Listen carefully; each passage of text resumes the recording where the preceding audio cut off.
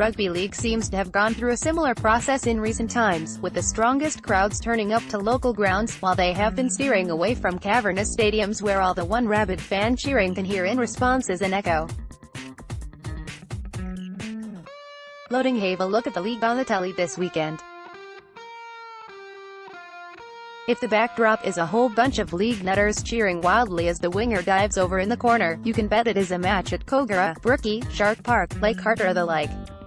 If it is a whole lot of empty seats, with a few scattered brave souls here and there, my pound to your peanut says it will be being held at the SFS or Homebush.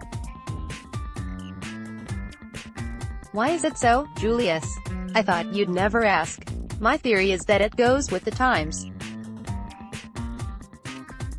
Yes, we are living in an age where we take it for granted that we should be able to watch whoever we want, whenever we want to, even if our teams are playing on the opposite side of the planet. And yes, sport has never been more professional nor more commercial than now, with every moving part covered with logos, every player prepared to within an inch of his life, and all of it available to watch in full living color from 16 angles, either at the ground or at home, as you like. Golden days. The Bledisloe Cup test in Sydney drew more than 109,000 rugby fans to the Olympic Stadium in 2000. Photo, AAPBUT. In terms of pure enjoyment for the fans, how many think that the enjoyment in the stands has matched the growing abilities on the field? How many think the sporting experience is better now than it was then? The growing conclusion seems to be it is not even close.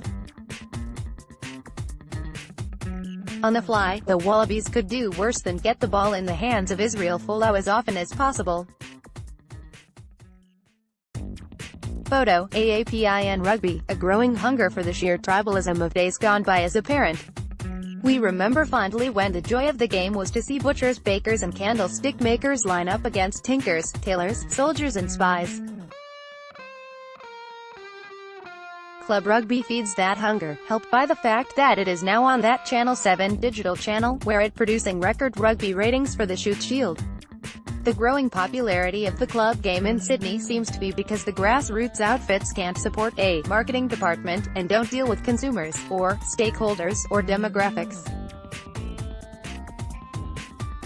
Instead, they're a community backing our blokes, and they're getting that vibe, unvarnished, onto free-to-air. Simple as that, and the people have responded accordingly.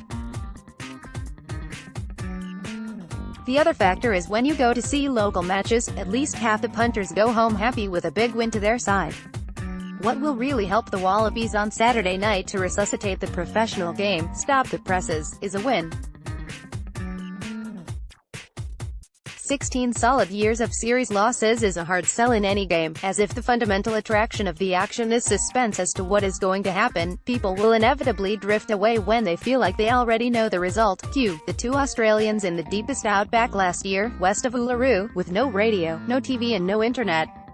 One bloke says to the other, "The Wallabies have just lost the second test." "How do you know?" asks his mate. "It just gone 9:30 p.m, says the first. "As it happens, for this test, we can at least live in hope." After all, as if you could forget, the Wallabies actually won the third Bledisloe test last year, breaking a long-time drought. If nothing else, it demonstrated that the brute New Zealanders can be beaten, and our blokes simply need to remember this time what they did last time. I seem to recall it was tackling themselves red raw and, if in doubt in attack, giving the ball to Izzy on the fly. For me, that sounds like a plan this time. That's maybe because that is the way we used to do it. It was just the idea was to get it to Campo. Anywho, you get the drift.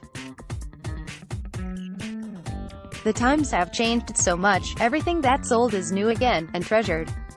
These days, the strength of football is local, and it is for the people who run the professional game to learn from the yokels. Twitter, @PeterFitz